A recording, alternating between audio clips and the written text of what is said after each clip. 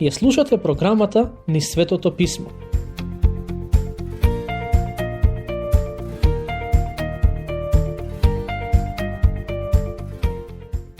Денес ке продолжиме со проучување на глава 17 од книгата Создавање. Ако имате Библија пред себе, пронајдете го стих 8 од оваа глава.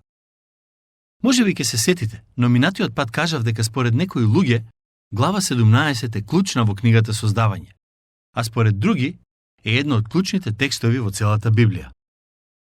Во неја е запишан заветот помеѓу Бог и Авраам. Зборот завет се спомнува 13 пати. Бог склопува завет со Авраам, а две нешта се од исклучително значење во тој завет. Прво, Бог му вети потомство и му кажа дека ќе биде татко на голем народ. Второ, Бог му вети дека ќе му даде земја. Вториот дел од ветувањето се однесува на земјата и за него читаме во стих 8. И ќе ти ја дадам тебе и на потомството твое по тебе земјата, во која сега си доселеник, целата земја хананска во вечно владење, и ќе им бидам Бог. Тоа што е многу важно кај овој завет е што Бог е тој кој кажува што ќе направи, а Авраам само слуша.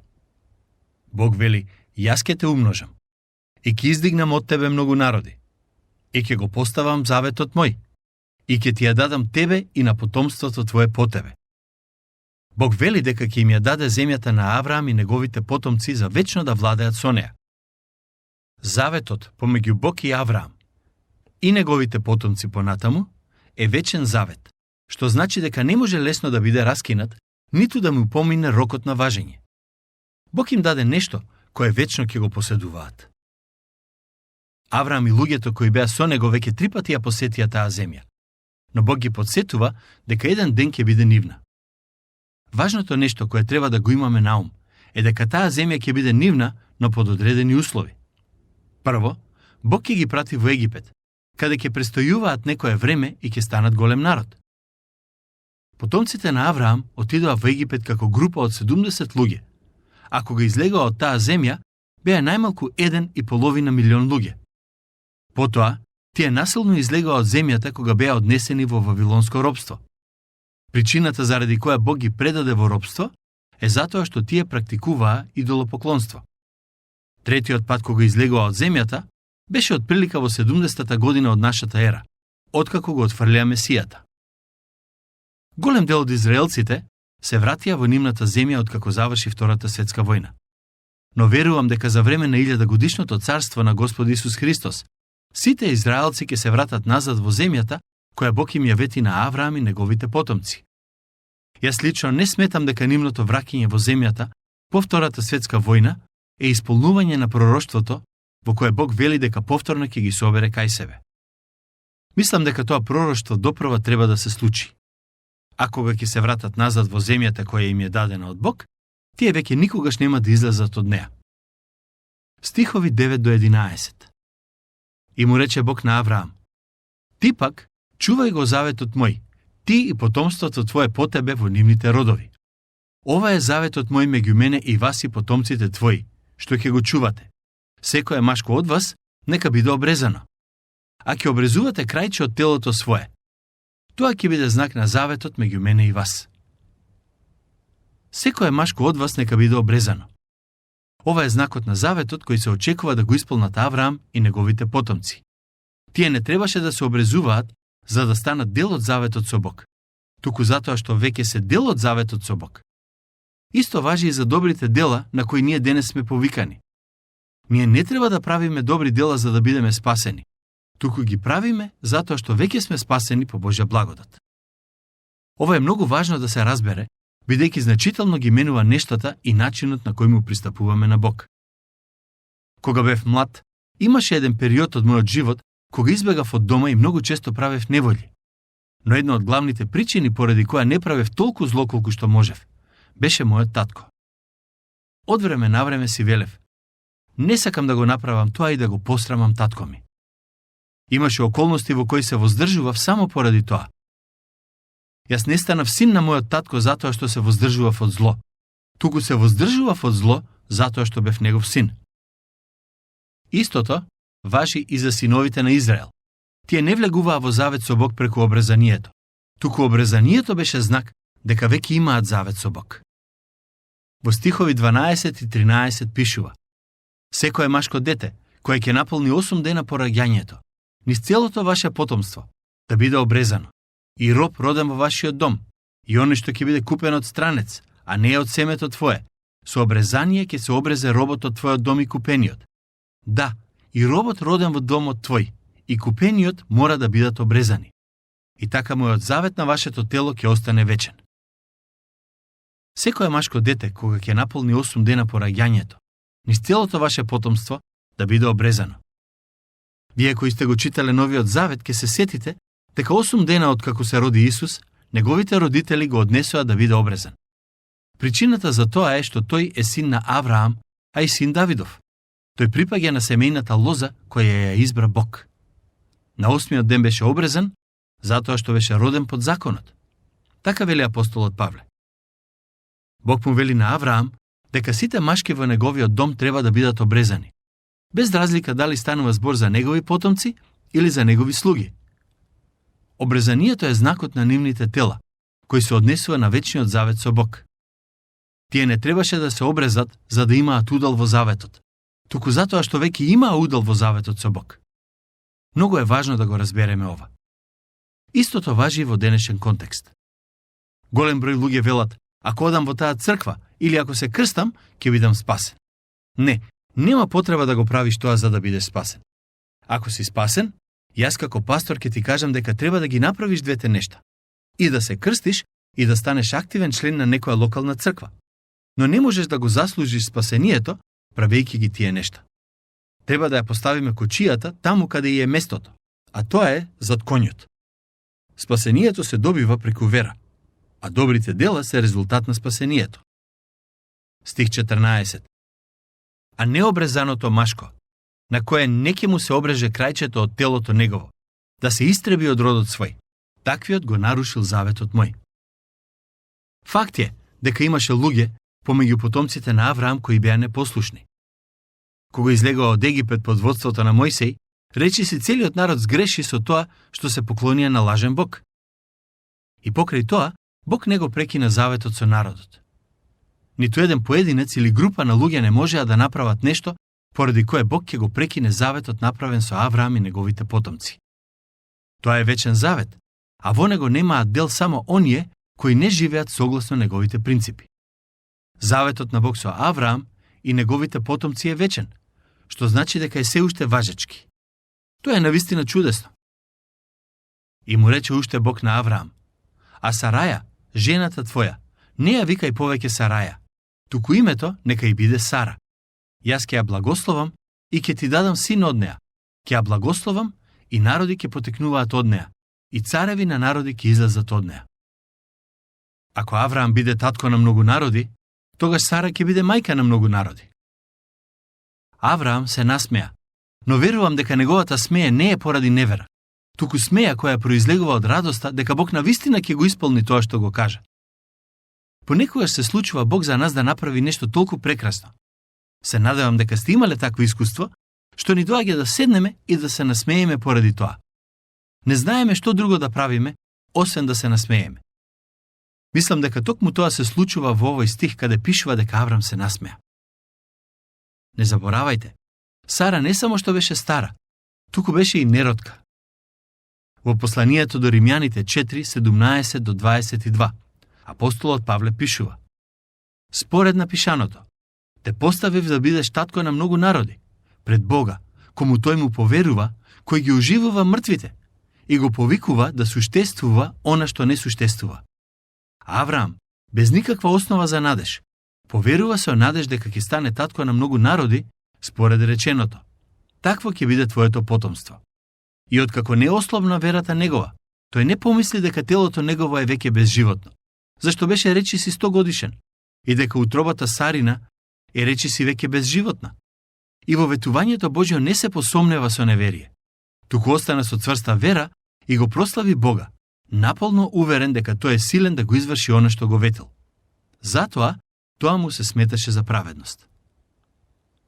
Авраам му поверува на Бог и беше восхитен од Божјата големина и добрина. Тоа не е се. одеднаш во главата му се појавува уште една мисла, која ја представува пред Бог во вид на молитва. Тој се сеќава на неговиот син Исмаел и во глава 17 стих 18 вели: И Авраам му рече на Бога: О, барем Исмаел да биде жив пред лицето Твое. Авраам на некој начин вели: Господе, ова мало дете кое расте во мојот дом, сакам да се погрижиш за него. Иако Исмаел не беше ветениот син, сепак Авраам го сакаше и беше приврзан кон него.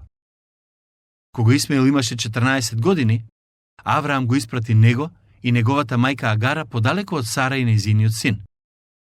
Мислам дека тој никогаш повеќе не го виде својот син и тоа сигурно му беше тешко. Без разлика што мислат некои луѓе за Исмаел, тој сепак беше син на Авраам и тој го сакаше. Не можам да бидам сигурен, но мислам дека тој многу пати си помисли во срцето: направив голема грешка кога ја земав Агара од Египет. Тоа што Авраам го направи со Агара беше грев кој има последици до ден денешен.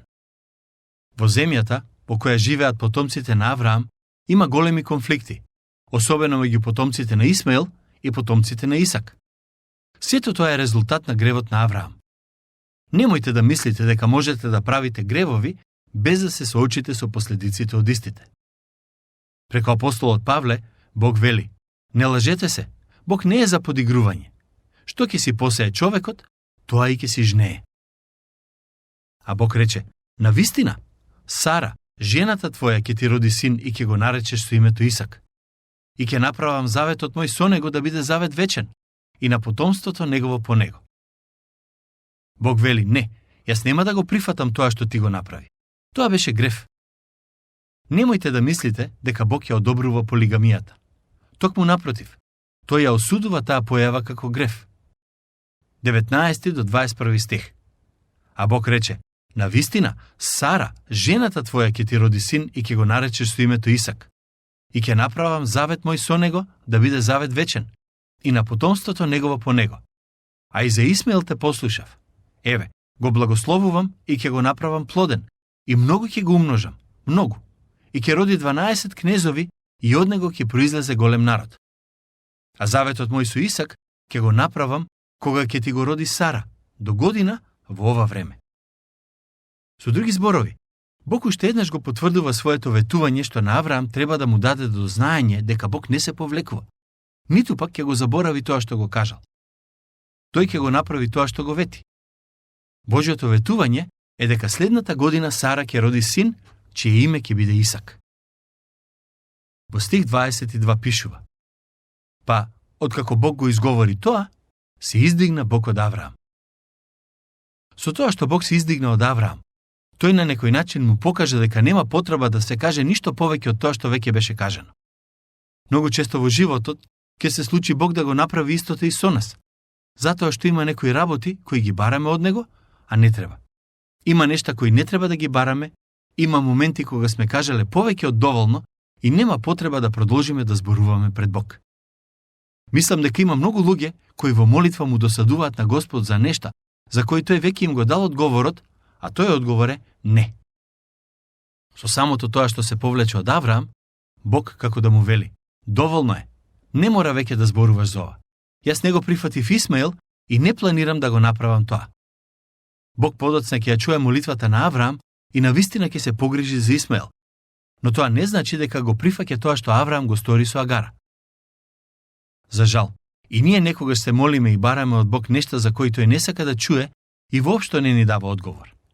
Затоа, колку што е до нас, треба да му пристапуваме на Бог со молитви кои му се угодни и согласни на неговата волја. Во следните неколку стихови читаме дека Авраам го обрежува Исмаел. Авраам пак го зеде Исмаел, синот свој, и сите родени во домот негов, и сите купени, и сите машки домашни, и му обреза крајче од телото нивно во истиот ден, како што му рече Бог. Авраам имаше 99 години, кога му беше обрезано крајче од телото негово. А Исмаел, синот негов, имаше 13 години, кога му беше обрезано крајче од телото негово. Во истиот ден беа обрезани Авраам и син му Исмаел, а со него заедно беа обрезани и сите домашни машки, како робовите родени во неговиот дом, така и купените од тугинци. Ке се сетите, Обрезанието беше знакот за заветот помеѓу Бог и Авраам и неговите потомци. Некој ќе праша, зошто Исмаел? Зарем и тој беше дел од заветот? Не заборавајте, Бог вети дека и од него ќе произлезе голем народ. Мислам дека Исмаел беше дел од заветот во одредена смисла, но главните ветувања од заветот не беа дадени за него, туку за синот кој ќе го роди Сара. Исмаел не е таткото на народот кој Бог ќе го употреби и од кој еден ден ќе дојде Месијата. Во контекст на овие стихови, многу е важно да го разбереме тоа. Глава 18. Благословен наспроти ужасен живот. Сето ова не носи до глава 18. Додека ја проучуваме оваа глава, како и следната, можеби ќе се запрашате зошто воопшто се наоѓаат во Библијата. А одговорот на тоа прашање ќе го најдеме во Новиот Завет. Во оваа глава читаме за уништувањето на Содом и Гомора. Главите 18 и 19 се доста долги, но нема детално да ги проучуваме. Наместо тоа, ќе обрнам внимание на најважните настани кои се запишани во нив. Тоа за кое читаме во глава 18 може да се нарече благословен живот, а животот на Лот во Содом и Гомора за кој читаме во глава 19 може да се нарече ужасен живот. Лот посака и одлучи да живее на тоа место, но сигурен сум дека по некое време свати дека одлуката беше погрешна. Во глава 18 Бог му кажува на Авраам за судот кој ќе го изврши во Содом и Гомора. А како реакција на тоа, Авраам се застапува и посредува за двата града. Сметам дека оваа глава е добра илустрација на тоа колку ние како христијани сме благословени и привилегирани што можеме да имаме заедништво и општење со Бог. Потоа на Авраам му се јави Господ кај светите дрвја во Мамре, кога седеше пред вратата од шаторот свој на пладнина. Авраам живее во Мамре и е веќе доста стар. Откако ги крена очите своји, виде тројца мажи како стојат спроти него. Откако ги виде, им притрча во пресред пред вратата на шаторот и им се поклони до земји. Забележете колкаво гостопримство им покажува Авраам. Замислената приказна која ви ја кажав минатиот пат сепак има некаква основа. Овие стихови многу јасно ни покажуваат дека тој беше гостопримлив и дарежлив. И рече, Господи, ако сум нашол милост пред Тебе, немој да го одмине слугата свој. Ке ви донесат малку вода и ке ги измијат нозете ваши, па одморете се малку под ова дрво. Се разбира, во денешен контекст е многу чудно да поканите дома непознат човек и да му кажете дека некој од вашиот дом ке му ги измие нозете. Во времето на Авраам, тоа било сосема нормално и очекувано. Сетете се, дека кога беа во горната соба, Господ Исус им ги изми нозете на неговите ученици. Настан, кој во себе крие длабока духовна порака. Во овие стихови, Авраам им нуди на гостите нивните нозе да бидат измиени, а тој чин е еден од главните начини на кои луѓето покажувале гостопримство во тоа време. Патем, пред да седнат на трпезата, нозете на гостите биле миени затоа што биле валкани од прашина. И ќе ви донесам малку леп, за да се подкрепите штом веќе навративте кај слугата ваш, па тогаш продолжете го својот пат. Тие рекоа, направи како што велиш. И Авраам оттрча во шаторот кај Сара и рече, замеси брзо 3 мери од најдоброто брашно и испечи погачи. Па оттрча кај говедата и фати младо изгоено теле и му го даде на момокот и тој побрза да го сготви. Па потоа изнесе масло и млеко и телето што беше сготвено и им принесе.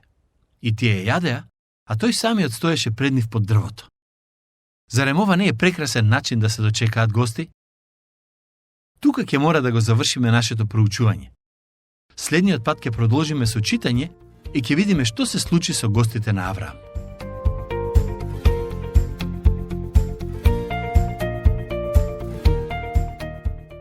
Слушнавте емисија од програмата Низ Светото Писмо.